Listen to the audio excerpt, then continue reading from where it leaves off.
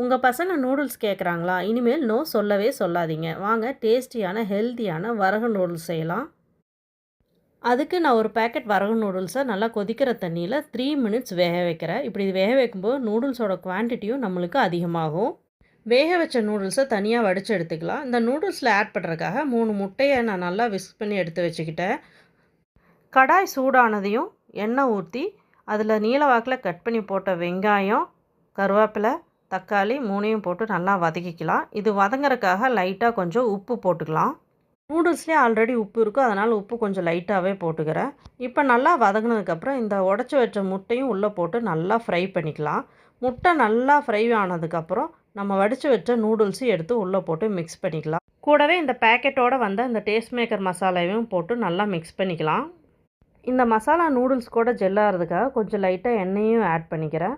இப்படி ஆட் பண்ணும்போது நூடுல்ஸும் மசாலாவும் நல்லாவே மிக்ஸ் ஆகும். இப்போ டேஸ்டியான நூடுல்ஸ் ரெடி. இந்த நூடுல்ஸ் கொஞ்சம் காரம் கம்மியாக தான் இருக்கும், அதனால் ஃபஸ்ட்டு என் பையனுக்கு கொஞ்சம் தனியாக எடுத்து வச்சுக்கிறேன். எகெயின் இதை ஸ்டவ்வில் வச்சு கொஞ்சம் chilli powder, garam masala, pepper powder இந்த 3யும் ஸ்பைசஸ்க்காக நான் ஆட் பண்ணி நல்லா மிக்ஸ் பண்ணிக்கிட்டேன். டேஸ்ட் பண்ணி பார்க்கும்போது இந்த நூடுல்ஸ் நல்லா ஸ்பைஸியாக டேஸ்டியாகவே இருக்குது.